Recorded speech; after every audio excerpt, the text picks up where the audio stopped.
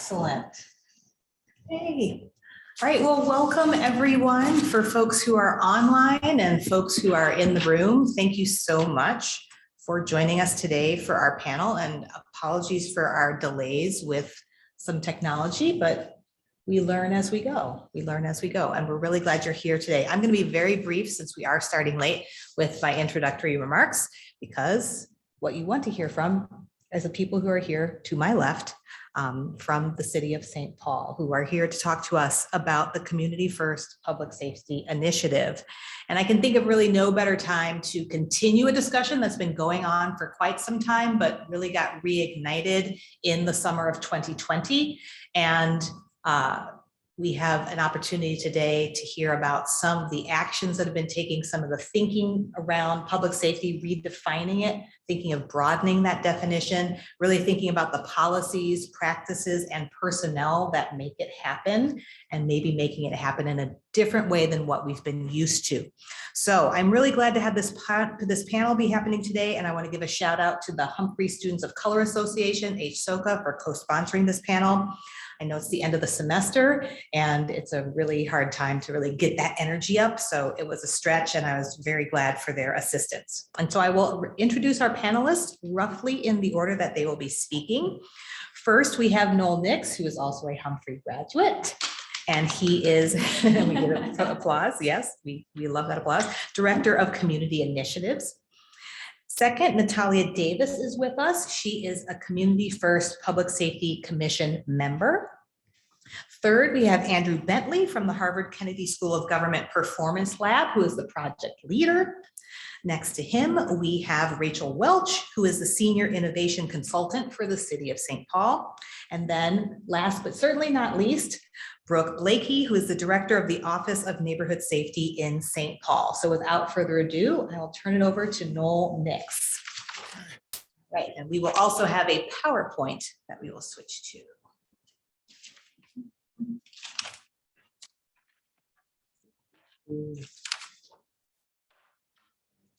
I can come on the PowerPoint and then just keep it going as we took it.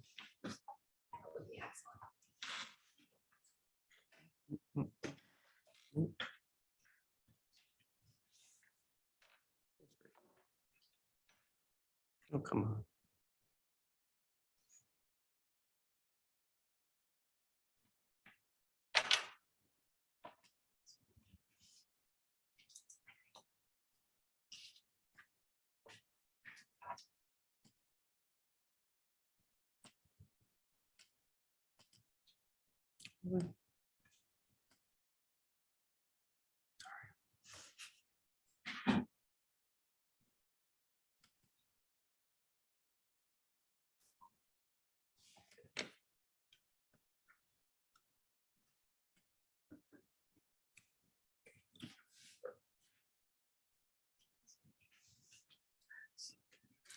Great. So again, my name is Noel. I'm the Director of Community Initiatives for the City of St. Paul. And I had the pleasure of being a part of the team that really put together our Community First Public Safety Strategy and helped launch our Office of Neighborhood Safety. So today we'll talk to you a little bit about the story about how the City of St. Paul has gotten to the point where it is today.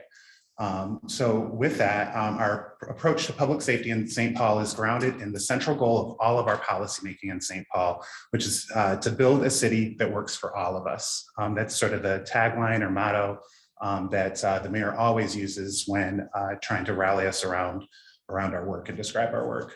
So in his 2019 State of Our City address, Mayor Carter described this connection when he said, "Traditional public safety strategies move people out of public spaces, but we feel safer when people are around. Traditional strategies send offenders to the margins, but we feel safe when our neighbors feel connected and hopeful about their future. Our traditional public safety toolbox isn't designed to make us all feel safe, but to draw a circle and protect those inside from the others at all costs. That explains why some of us want fewer police while others demand more.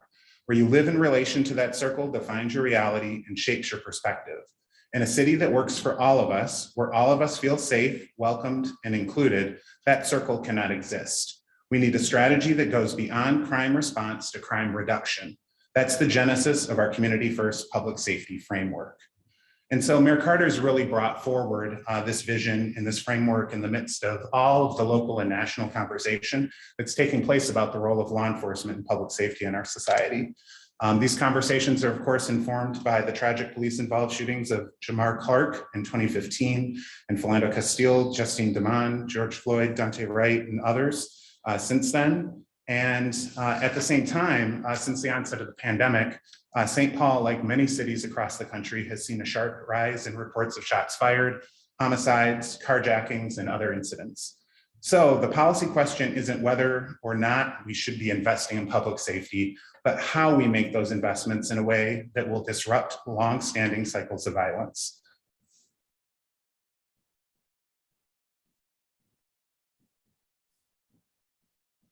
And so how we did that is really by setting the table for what Mayor Carter calls three-dimensional conversations. And what that means is, instead of setting up town halls where folks kind of say to the mayor, this is what I think you should be doing, and the mayor responds, and we kind of retreat to City Hall and figure out what to do, we try to set the table for conversations where residents have an opportunity to, of course, interact with city leadership, but more importantly, hear from each other. And in this way, we sort of enlist them as partners and collaborators in understanding the complexity of problems and helping to design the solutions. So in 2019, we held a moderated table discussion, several across the city, where we had over 750 people participate. And then the next step was to set up our 40-person Community First Public Safety Commission. And I'll turn it over to Natalia to talk about that, and I'll run the PowerPoint. All right, thank you. Good afternoon, I'm Natalia Davis. I was one of the members for the Community First Public Safety Commission. And I am a mother, a wife. I am the artistic director for the Irreducible Grace Foundation, where I work with youth, creating safe spaces and safe and healing spaces with them. I also am a breathing teacher at Webster Elementary in Maplewood. And it's a pleasure to be here. My mother-in-law graduated from the Humphrey School. So when I told her I was coming here, she was like, I went to that school. I don't know, I didn't know, but I found out it was great. But I was honored to be one of the 48 people to be chosen by the mayor to do this work. I want to talk to you about my experience as a participant on the commission, but I also want to talk to you from a safety perspective with community voice. We held two I can't even going blank, town hall meetings. And we asked the community, what makes you feel safe? What is safety to you? And we heard a lot of different things. We heard, I feel safe when I know my neighbors. I feel safe when I know the officers come from my community. I feel safe when there's bike paths and sidewalks. I also got a clear answer of what makes me feel unsafe. And I heard folks saying uniformed police officers make me feel unsafe. I also had a chance to talk to some elders in the community, and they said they felt like they were caught in the middle. They were stuck in that rock and hard place because they feel comfortable and safe with police and uniformed police presence. However, they fear racist policing. So yeah, with that being said, I live on Hague Avenue in St. Paul, between Dale and Lexington. And my father-in-law lived next door to me, and he's been there. He's been in the community for about 77 years. His name is Nathaniel Khalid. And I was talking to him about what is public safety? How do you feel about it? Because I just wanted to get his perspective. And he said, you know that our street right here was one of the dangerous streets in St. Paul at one point. And I was like, what? Because I'm originally from Houston, Texas, but I've been here over 15 years. And for me, it was mind blowing because I feel safe. I feel comfortable with my kids outside without me. They ride their bikes. We walk to the park. We walk to Mississippi Market. One of my neighbors is 14 and she walks her dog at 10 p.m., 11 p.m. at night. So I asked him, how did you go from being one of the most dangerous streets to one of the most safest? And he talked about community. So he and his wife started a block club. And my husband and his siblings were able to go out from Dale to Milton and Dayton and Portland and Laurel and all these surrounding streets. And they've passed out flyers to come to the meeting, join our club, and they got to know their neighbors. They got to, and then they started policing their own neighborhoods before the police did. And that's how they came together and built this community. And that brings me to the place of talking about being a participant on the Safety Commission. Well, Melvin did such a great job. Mayor Carter did such a great job at bringing so many diverse people together. I mean, from community organizations to religious organizations, education, business, police officers. He brought us together, and most importantly, he brought high school students in. I was so pleased to see that there were several young voices in the space, and they valued our voice. One of the first things they asked is, what do you need? What do you need to be on this commission and be president? I said, for me, I need some grounding. I know that we had some tough work ahead and we had to go at an accelerated speed. And also during that time, the Chauvin trial was happening. And unfortunately, Dante Wright was killed during our time together. So they gave me the platform to lead mind body medicine tools at the start of every meeting. And as a community member, I felt heard, my voice was valued. And yes, so the other part about this experience, I appreciated the different phases that was set out for us. So we had the discovery phase. We were able to learn about different, I have it here because I'm talking, but I'm like, let me just look at my notes really quick.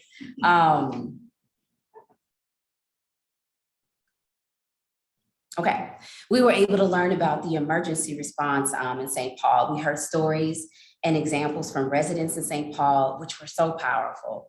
And learning about alternative models and use around the country. Then we went to the development phase of exploring and generating ideas. And finally, the recommendation phase and developing and honing in on the final recommendations. I feel hopeful because a small neighborhood came together on one of the most dangerous streets in St. Paul and made it one of the safest. And because we were able to come together and share our voices and our experience and hear from others, I'm feeling so hopeful about this commission and where we're going and the plans that St. Paul have around safety. Thank you for listening.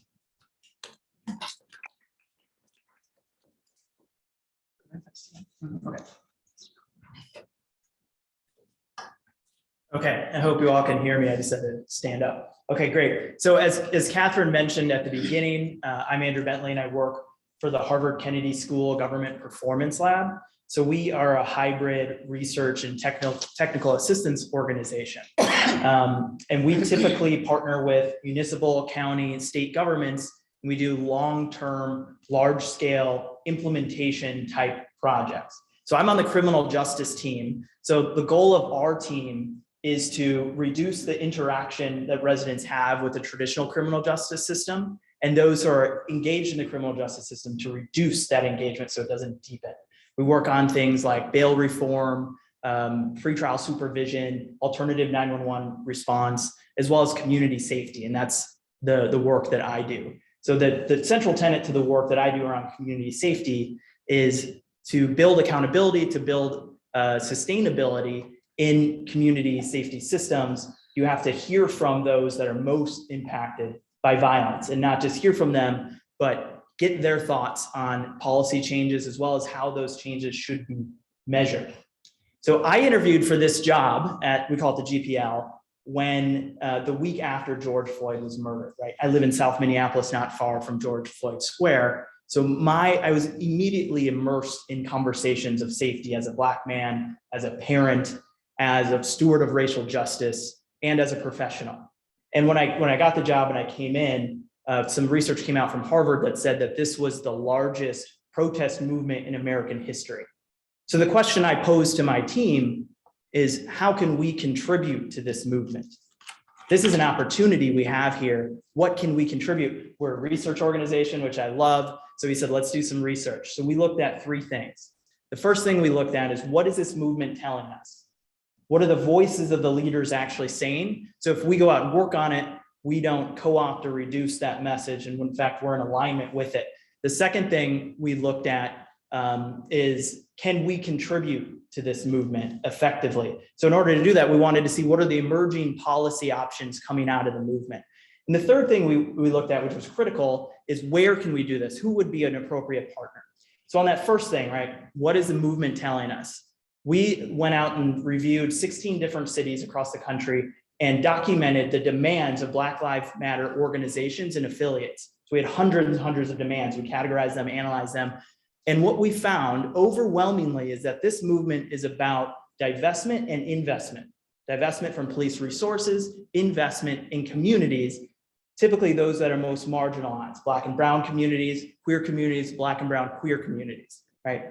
That's what it is. There are also some demands related to ending policy, ending pretextual stops, ending no-knock warrants, ending police in K through 12 and education, but primarily divestment, investment. Second question we looked at was, is there a jurisdiction, or sorry, how can we contribute? Where do our competencies fit within this? So we figured out the emerging policies that were coming out right now were typically alternative 911 emergency response, right? That was growing substantially across the country. And the second one is the development of offices of neighborhood safety or offices of violence prevention. And that really grabbed us, right? Investment in those communities. And those two things, alternative 911 emergency response and offices of neighborhood safety, that's actually where my team gravitated. And we now have several projects working on in those areas. So the next question, and this gets me to St. Paul and doing the work with this incredible panel, we looked at where can we find a partner where the change can be sustainable. There's potential for sustainable change. And the deeply rooted question there is, how do you convert the energy of a social movement into something that sticks? That's a really hard question. But what we decided to do is anchor on the theory of inside-outside strategy, right? Those that are inside the government there's people inside the government who are accountable to those who are central to the movement at hand. That was part of our theory. We also looked for places where they have infrastructure of community engagement, participatory government, there's trust, there's codified community governance. And finally, we looked at places where there was momentum around this policy, multi-year investments, they already had programs up and running, they had leadership and capacity. So we looked far and wide, which jurisdiction should we work with? I admit that I'm biased because I'm a Twin Cities resident, but we settled on St. Paul. All of those things were true here in St. Paul, right? So we called and I tell you, my perspective is wide. It's a privilege to be here and to work with you all. So we started working with the mayor's office and they said, we have this commission set up, this 47 unwieldy person commission, but we would love if you could do some research and analysis for them, right? This is the commission that Natalia was on. So we did a landscape analysis looking at offices of neighborhood safety, because one of the charges of the commission was, should the city set up a city staff office that does neighborhood safety? We researched the history, the background, the structure, the budgeting, all of that around these offices. And we learned a few things. One, these offices can be successful. The primary case we looked at and studied is from Richmond, California. It was founded by someone named Devon Bogan. He's incredibly charismatic and a great visionary. Richmond, California has 100,000 people. And 15 years ago, when they founded the office, they had 45 homicides due to gun violence. That's 10 times the typical rate for a city of that size. 10 times they were in crisis. Devon set up this office with wide partnerships.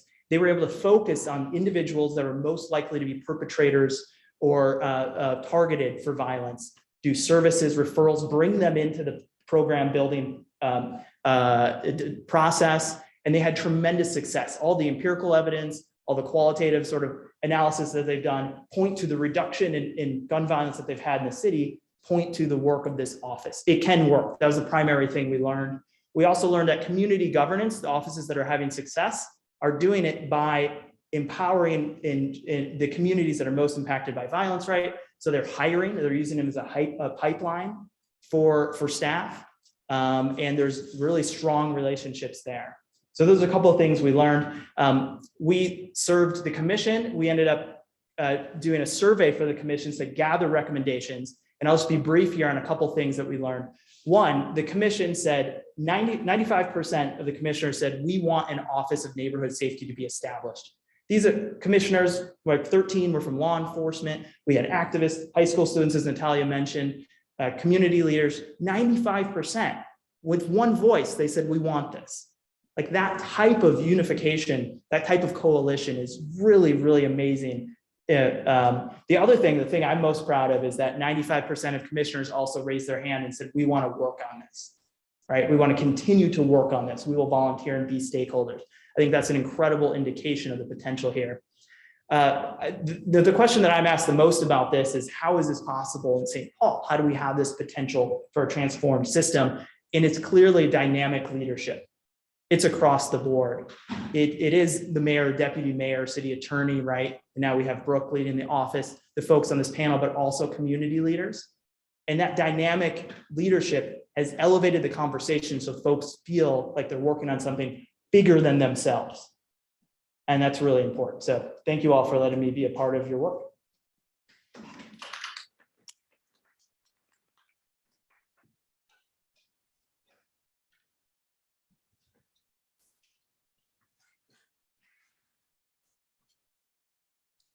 It's actually, you know. Is it back to me? It's back to you, but it's. I will introduce the framework then.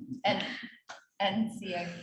So with our Community First Public Safety Framework, there's several elements to it. One is thinking about emergency response, right? And how are we showing up with the best resource to create the best possible outcome when someone's in crisis? And so that might include traditional response, which police officers, firefighters, paramedics. So that's typically sort of the three things that are available when you call 911.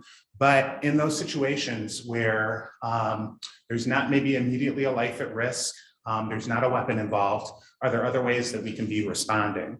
And this is what we call crisis intervention, right? So those are the opportunities where social workers, public health workers, housing counselors might be the best resource that we can bring to create the best possible outcome. And then on the other side of the ledger, as we think about community first public safety, it's proactive investments. So how are we investing in our community members to help break the cycles of violence? And then the part that I'm most deeply involved with at this point is around how do we design our city for safety? So how do we bring people in the conversation about what investments we can be making to allow them to feel safer within their neighborhood, as well as eliminating those opportunities for crime to take place. So things like enhancing lighting, increasing crossings, adding sidewalks and bike lanes where they don't exist. We know that the more activity takes place, the more opportunities folks have to connect and build community, the safer we all feel, and the less opportunity there is for a crime to take place. So I'll turn it over to Rachel to talk about some of the other aspects.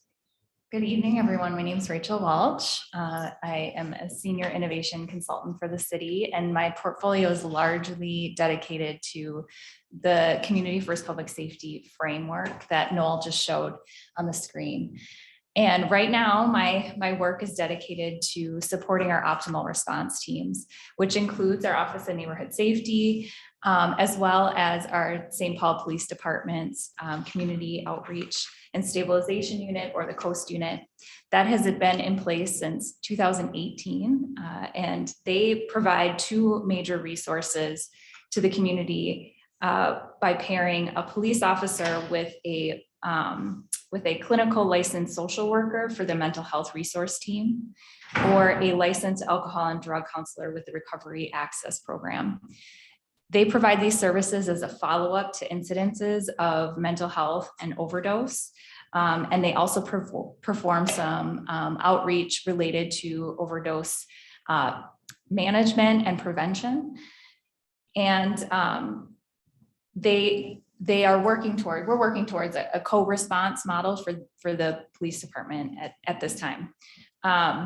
We also in our fire department have the community advocacy response team, or the CARES team. This is one of our newer teams under development, even newer than the Office of Neighborhood Safety.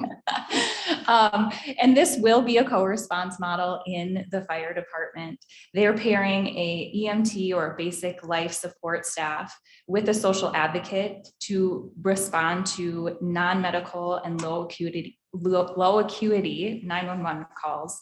So they are aimed at addressing the short-term needs and immediate stabilization of folks that they will respond to. And then they identify and coordinate those long-term solutions for folks to stay stabilized.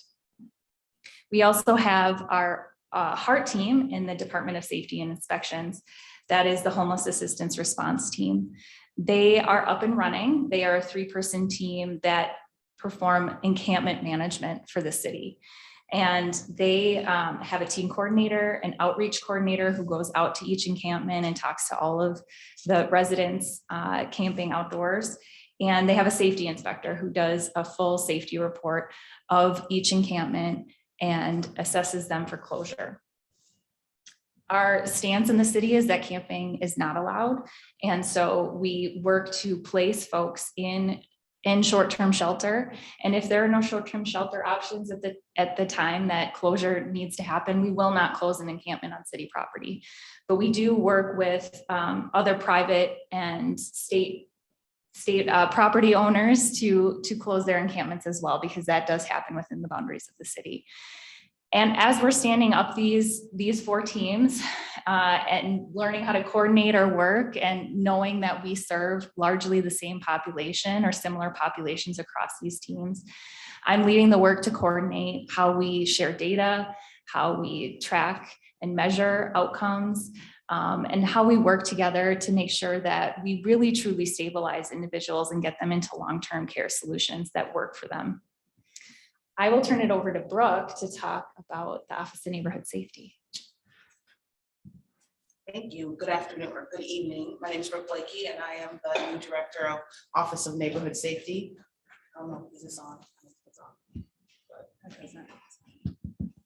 Oh, here we go. Yeah, it's on. I just got to bring it a little closer to me, I guess.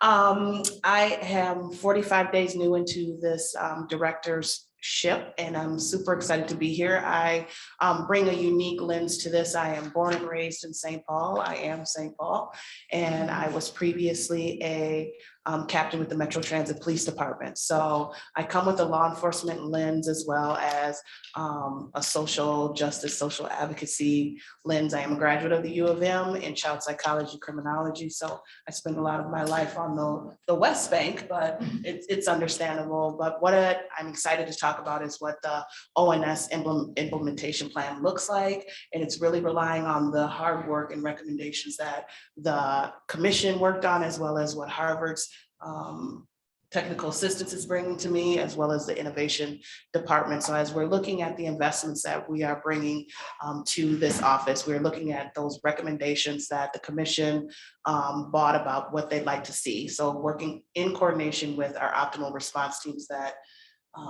Rachel discussed, as well as looking at our ongoing connections and collaborations across the board with our city team. So our optimal response team working as well with our county counterparts in our alternative response, since they are the ones who do our dispatching system. So working with what that alternative response looks like, and then also looking at how we evaluate our CBOs, NBOs, and GBOs within the community, and how they can be heard in their voices, and making longevity and sustainability for those resources and programs that we provide within the Office of Neighborhood Safety.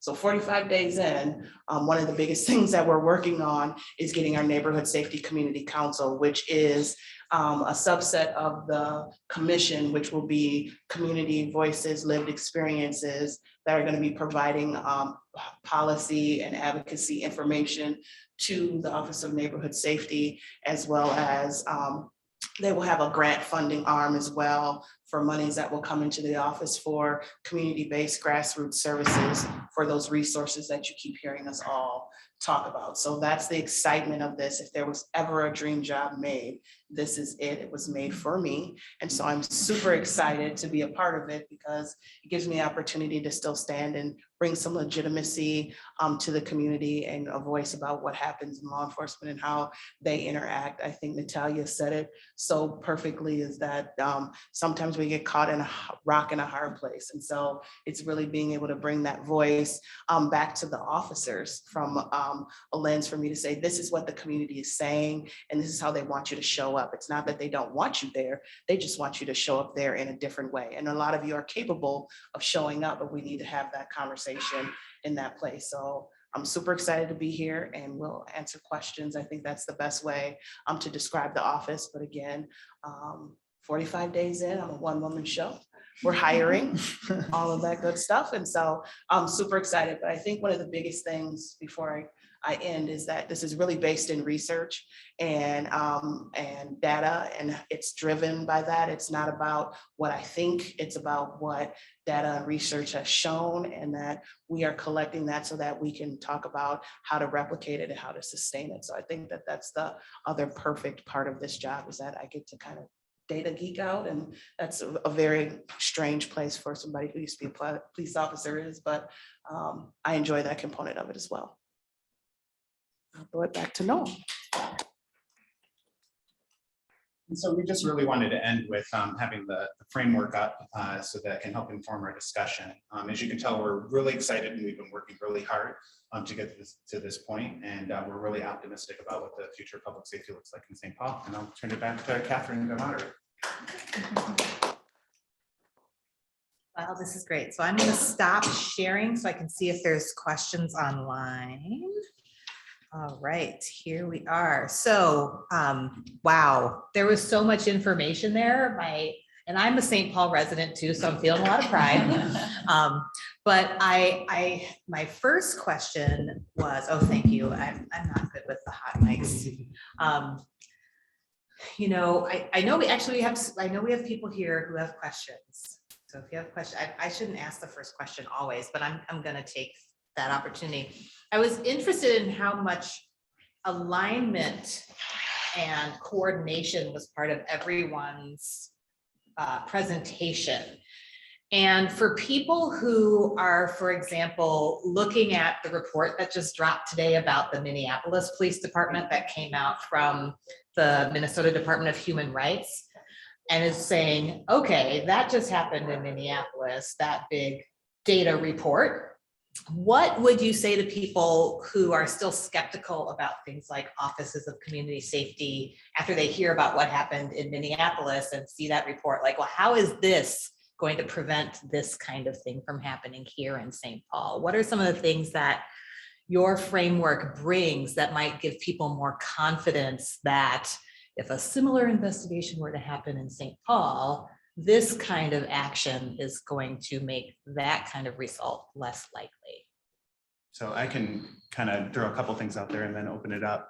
One is that we've been really working since the beginning of the administration, and even before this administration, the previous administration, on different aspects of criminal justice reform. And so I think we have a pretty good track record in St. Paul. I think we'd all concede that we're building this because there's been room to improve and to kind of go to the next echelon. But some of the things that we've been working on are changing our Police Civilian Review Internal Affairs Commission that was changed under the previous administration to remove 2 officers, move it from the police department to the Department of Human Rights. So it has a little bit more of a credible oversight position within the city. Also, one of the first things that Mayor Carter took on with the police chief was to say, let's review our use of force policy.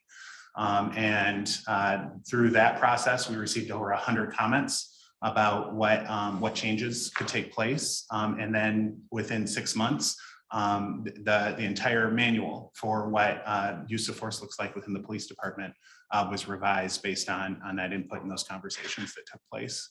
When there was a horrible incident when someone who just happened to be in their neighborhood happened to be at a place and time where a canine unit was pursuing a suspect, and the canine was released and seriously injured the leg of that individual.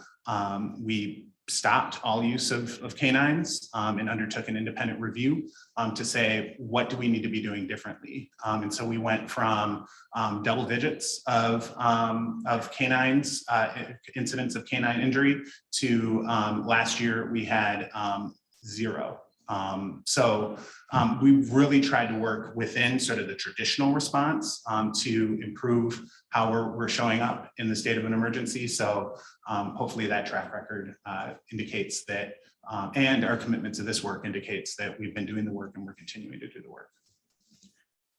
I just wanted to quickly say I'm still processing that report, right? I'm a Minneapolis resident. I'm going to speak for myself and not for my organization. Can you say what was the bottom line takeaway from the report for those of us who haven't read it yet?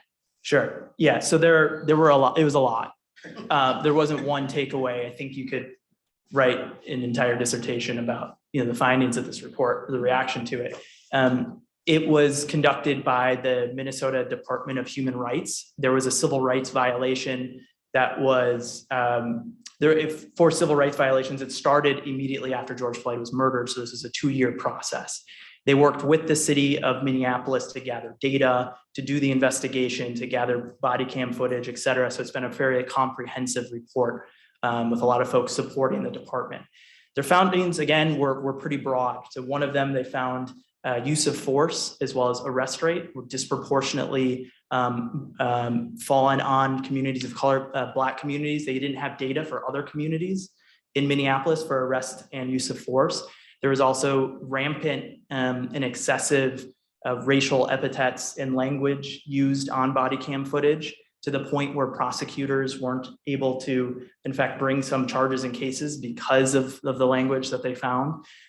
There was other types of work harassment around the police force in terms of, I believe police officers of color feeling unsafe and things like that. So that's just some of it, right? And I haven't read the entire report because it's just dropped. I'll respond just as a resident. This is not as a member of my organization. I'm working through my anger phase right now. I'm pretty upset about it. The fact that as residents, we have to live with that, and especially as a Black man, we have to deal and operate and try to raise our family in that situation. I'm likely going to process it the way I've processed all the tough news in the Twin Cities over the last couple of years, and it's by figuring out what I would say to my kids. Right, because my youngest one is in elementary school, and he often hears about these things, and he asks me about them. And I don't know if his classmates in kindergarten are going to find this one out, and I don't know if they read New York Times, but they might. And if he asks me, I don't know what I'm going to say. I think I will likely talk about how I'm working with this group to try to bring more power to communities to do violence prevention work and strengthen communities, so that the gravity of the public safety system is in neighborhoods, right? And the work we're doing is not to abolish the police. What we're trying to do is make the public safety system more multidimensional and stronger with more perspective. So I'm still processing, but that's kind of what I'm thinking. And I was just going to piggyback off of what Noel said, and I think what is different about this is that we in the city of St. Paul have been having this conversation before we had an issue. And so I think that that's what makes us a little different than Minneapolis, but also that we have a police department that's willing to say we've done things wrong, but we're also at the table and we want to have that conversation and we want to facilitate change. I think that's also the difference. And having that national, which is what this report is going to do, is have that national conversation about what police culture is, because that is what we're seeing. Actually, international, I've had the opportunity to be in the UK and those things, and talk with their police department, and they're seeing those things as well as in Cambodia and different places. So it's really about changing police culture. And as Andrew said, it's really about making it multidimensional and saying, what do we need for those things and what are the training? And I think one of the biggest things that's coming out of this and the work that we're doing and the grounding that Natalia was talking about is addressing our fear and how that looks across the board for everybody involved and what fear does and how it motivates our movements and things across the board. So I really think that we are positioned in St. Paul because we had a little foresight of what was coming and know that we want to change and making sure that the community voice is really what's leading this work, and that's what's leading the Office of Neighborhood Safety. Any questions from the room before I go to our online guests? You're nodding. Does anyone have a question? And say it loud and proud so that we can all hear. Awesome, yeah. I have lots of questions, but I'll choose my top. Just logistically, I was just wondering, how long did the commission meet and what kind of commitment did that require from community members? Like, how many times did they come and how did you reduce barriers for them to be a part of those processes? So the commission, I think officially convened in December of 2020 and then issued its report by I think June of 2021. When we covered a lot of ground. So I think it was like 2 to 3 hours for the commission meetings. 3 hours. 3 hours. Yeah. And that included presentations from Harvard and other partners, breakout discussions. And the fact actually that it took place during COVID meant that we were able to do it digitally. And I think that really helps ensure that we had maximum participation from most of the members.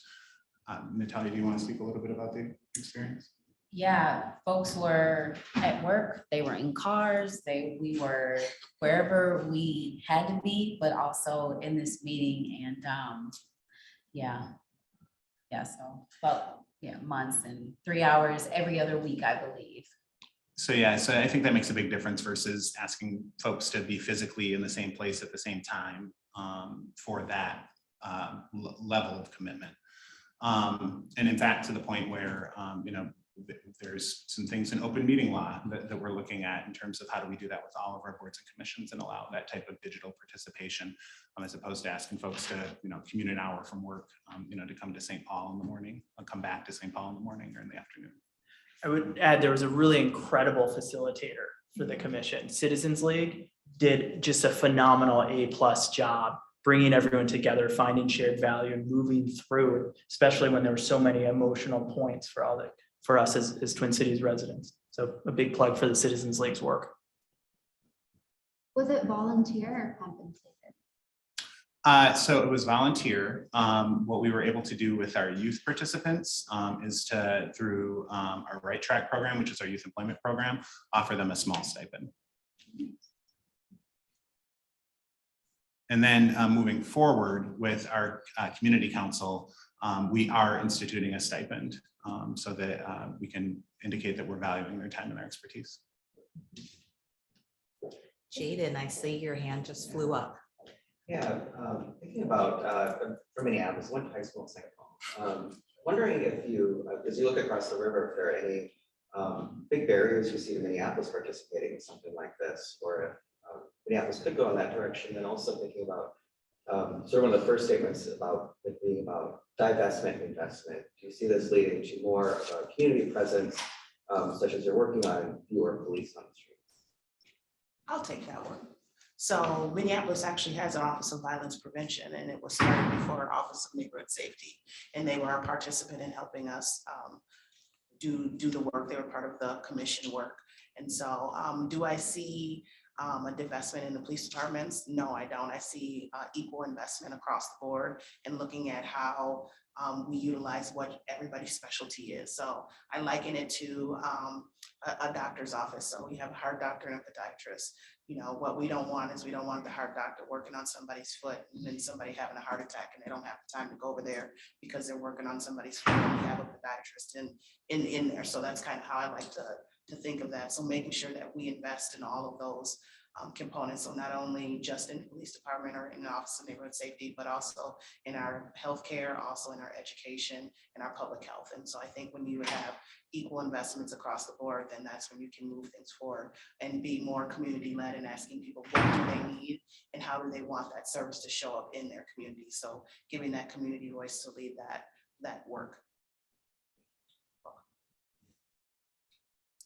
This actually kind of gets to one of the questions that came in online, thinking about investment, divestment. One of our online participants asked, did the slogan and the movement defund police actually make changes more difficult? Is it more polarizing that conversation is out there when you're doing this kind of work? And some of the things we were just saying about the facilitation maybe has something to do with that, as well as St. Paul's previously having been involved in this before the flare-ups of 2020, but I'll let you all address the question. Yes, I'll go again. I think the defund the police was definitely one of the questions when I first started, was like, are you coming to defund the police? And absolutely not, because again, like I said, there's a purpose for each of our systems. It's about transforming that system and how that system shows up across the board. And I also think it was because the city of St. Paul was having that conversation before the big blow up. And so we were kind of poised and prepared. We were talking about co-response models in our police department and in our fire department and those systems, and changing even like the child protection system and courts. And we were doing diversion and all of those things across the board in many systems beforehand. And so the residents of St. Paul, I would say, have a good relationship with their police department. I mean, obviously there's incidents and things that cause strife and consternation sometimes, but I think we're still in a place and space, and we've had chiefs that have been willing to address those issues, have those hard conversations, and we've had courts and things that have been like, okay, these are the things that we need to address, and how do we address that, and listening to the community when they're saying we need different changes. So there's the HERO Office, civil rights, all of those commissions that we've said we find these of value and they need to be community driven. And so I think because we've had that approach even before Mayor Carter started, it was the opportunity for him to expand and really take it to the community driven focus that we have in the city. We have a question here, and then I'll go to the Dean Boachway. Oh, do you want to go first? No. You were first. Your hand was up first. So just for context, I used to live in Frogtown on Edmond, also between Lexington and Dale, but on the other side of the highway. And we had a shooting on our block like once a month when I was living there. And so I lived there from August to December, honestly, because the stress got to be so much that I moved. And I guess my question is just like how, I think, and I guess the most stressful part for me was like, I didn't know my neighbors well enough to be like, yo, what's going on? Like, how can I support you? Like, is everyone okay? Everyone just like was in their houses and no one really was walking around or doing anything. And like, I was a gentrifier in that space, so I didn't feel like it was my place to like get the folks together too. So I guess I'm just curious, like, how are you planning to engage like the community? And like, are you going block by block or like, because yeah, the block club sounds awesome and I would have loved to be part of something like that. But I'm just curious like how you're planning to engage residents. So I think the biggest thing that we're looking at is really doing what the recommendations from the commission said and our neighborhood safety community council, putting out those applications and asking for those lived experiences. But as a part of our optimal response team and direct service is having that community component. So we have ambassadors right now, but beefing up those types of responses and community engagement and community outreach for those things to say, hey, these are the things that are happening in your neighborhood. These are the places where you can get resources, having those hands-on approaches. So things like having pop-ups in the neighborhood so that you say, did you know this is happening at your rec center? This is what's going on at the library. These are some of the things your neighborhood development is doing. These are some of the things your community councils are doing. And so the purpose of that is to build that out so that the information and the resources can be shared so that people feel safe to come out and actually use the resources and see what those are and open those communications and barriers that we see sometimes when neighbors don't get to know each other. I think Natalia gave the best idea about that from growing up. Yes, Hague used to be a place you could not be, and growing up in St. Paul as a kid. And so it was really important of the take back your neighborhood thing. And I think as we're getting out of COVID and people are starting to come back out and have those conversations, I think it's really important that we have that outreach. And so that's one of the main focuses of the Neighborhood Safety Community Council and the community engagement piece that'll go along with that. And we're also doing that too through our capital investment budget committee. So the work I was talking about a little bit earlier around how do we invest in our public spaces. If we did the long version of the PowerPoint, I was going to include this photo of a bunch of neighbors in Frogtown, sort of standing around an intersection. We had about 30 folks show up, and the question that we posed is, like, where do we need to be investing to improve safety? Right by Ryan Park, sort of in the heart of Frogtown, there's on Thomas, like cars go like 30, 40 miles an hour down there, right? And folks don't feel comfortable allowing their kids to cross the street to be at this really well-lit, fun park. Having folks from our parks and from our public works department there to have that dialogue with residents as they're sort of sharing their experience. And then we walked up to Frogtown Park and Farm, right? Where because of the continual sort of copper stripping that's going place in lighting, it's taking place with street lighting. It's too dark to cut through there and walk through there and enjoy, that green space that the city has previously invested in. So our parks folks were able to talk about, okay, here's some different things that we've tried in other places. Through that process, the community's brought forward proposals to fund solutions to those two issues, right? So I think part of it is going to be continuing to enlist community members as partners and kind of convene those dialogues in place to talk about what's going to help our communities feel safer. Okay, I was just gonna say that one of the major things we're learning in the optimal response work and how we coordinate together is really how we communicate with community about the issues that we are facing and why they're seeing what they're seeing when they step outside in their neighborhoods. And a big component that we're embarking on in this work is a change in our communication of saying, these are the issues that we're experiencing, and here's how you can get involved to help us solve this problem. And we haven't been very great, I don't think, at all about telling our story and the work that we're doing, for one, and two, how people can get directly involved in supporting that work. And so that is a huge component of what we're doing with the optimal response teams, is identifying what those communication needs are and getting out in community and talking about that. And involving our business owners, involving our residents in that solution building. I was just going to briefly say, I'm sorry you had that experience.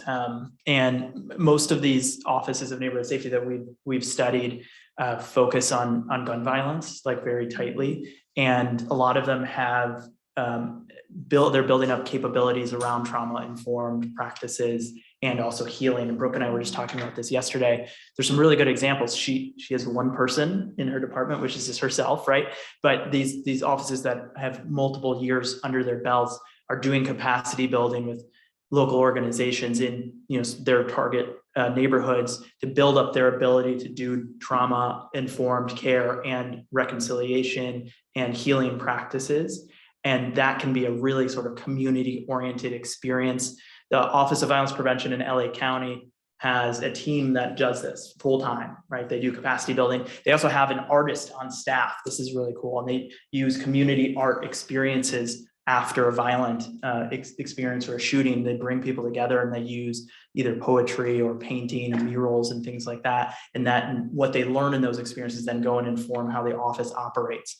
So, I think a robust version of this office could be more community-centric around sort of how do you heal from gun violence as well.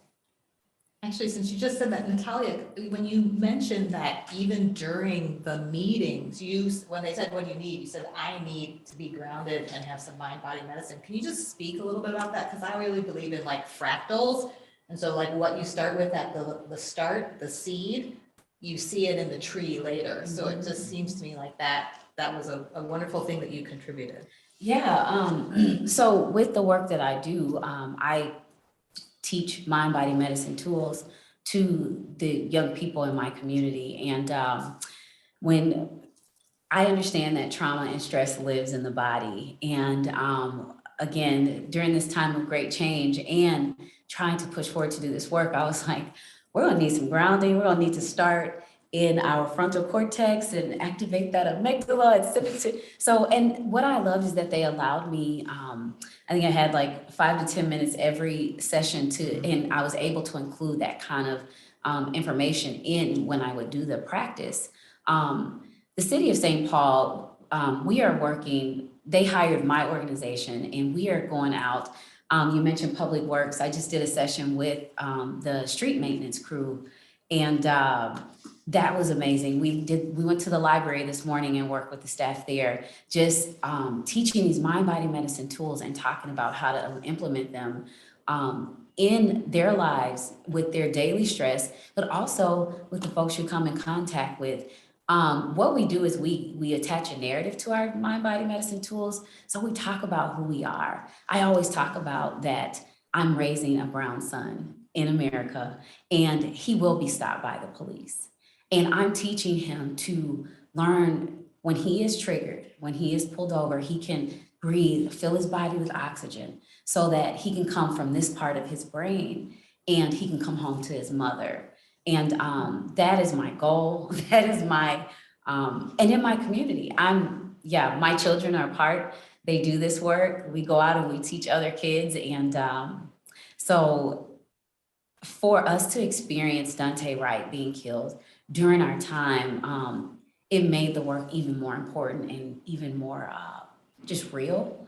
And the fact that the commission, we kept going. We didn't miss a meeting and we would get there and we would breathe. And it just attested to that, the work, it works. So. And now, Dean Bochwe, I'll give you the last question. Thank you, Catherine. So I have 2 questions. One is, when will you know that your work is done? When do you know that you have been successful in creating the environment where there is true public safety in the new framework that you've articulated? So that is question 1. Question 2 is, what are those capabilities and the knowledge that the Humphrey School graduates who will go out and change the world, as many of you are, what do they need to not only know, but to be able to do as they graduate from this amazing, as your mother-in-law notes, school? So I'll thank take you. the first part of it. I don't think the work is ever going to be done because it's ever evolving.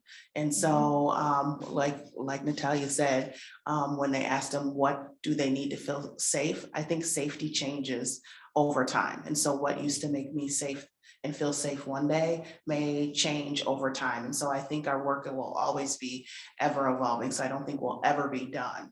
But I think what is a measure of success is when it becomes automatic. And that's what this framework is. It becomes the frame that holds all of those fabrics and pictures together.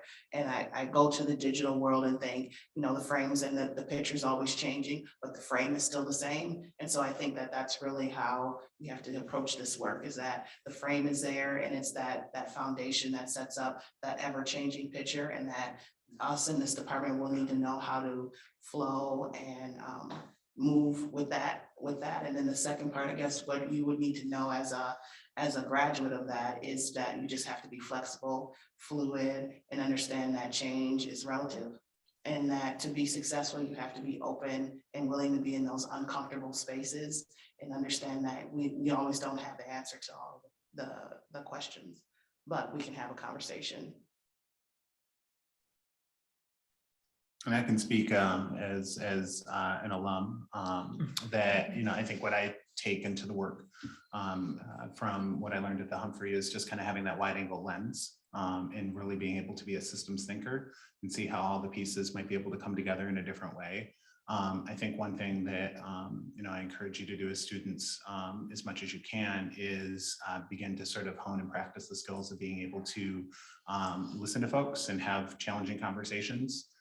because, this work has come about because we've been able to set the table for challenging conversations, and brave tables where folks who don't necessarily think that they see eye to eye coming into the conversation can try to find some shared interests. I know that there's great instructors and great classes at the Humphrey that can challenge you to do that, or you can find ways to do that through your coursework.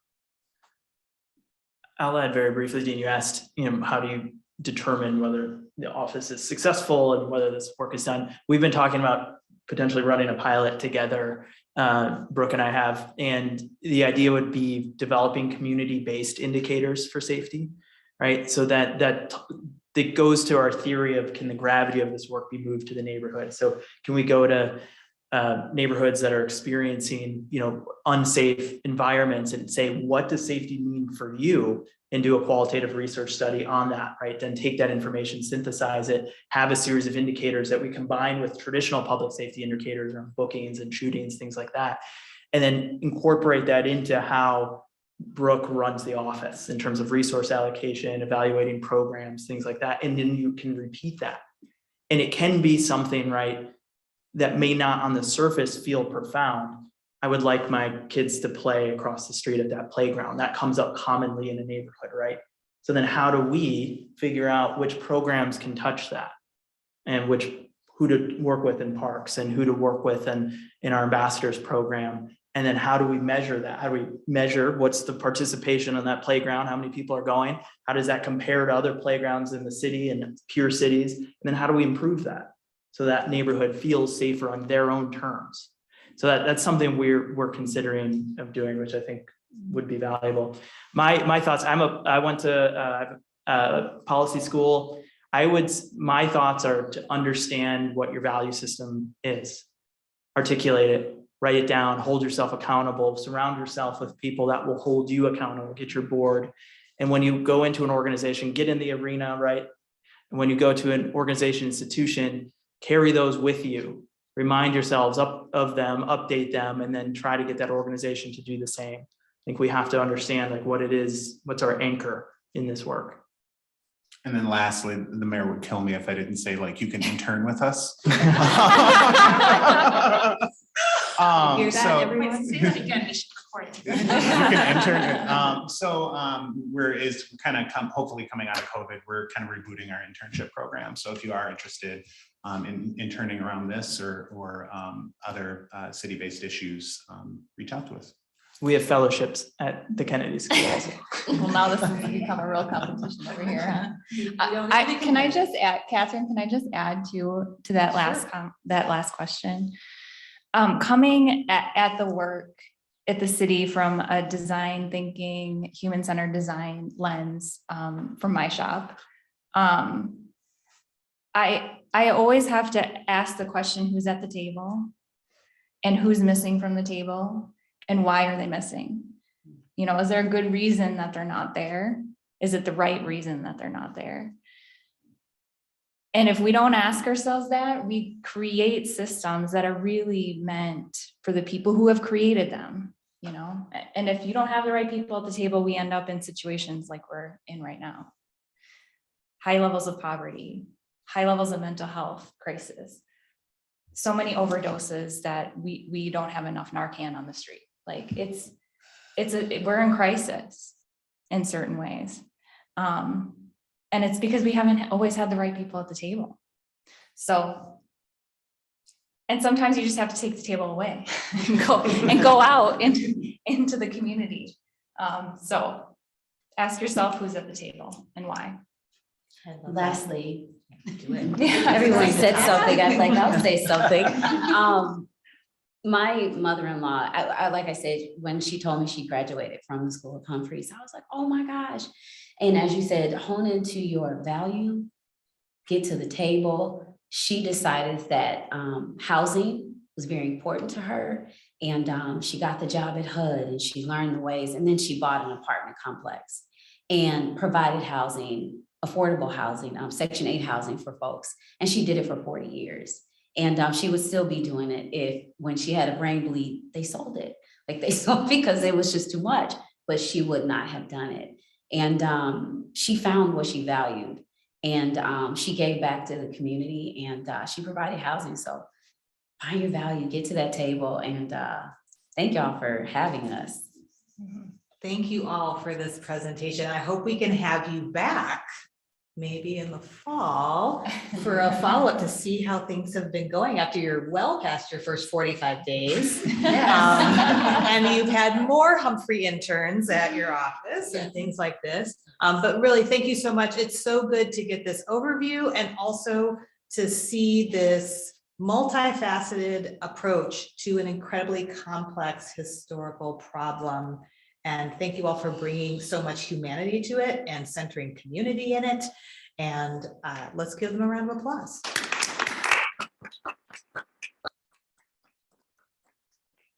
All right, I'm going to stop the recording. I'm sure I want to stop.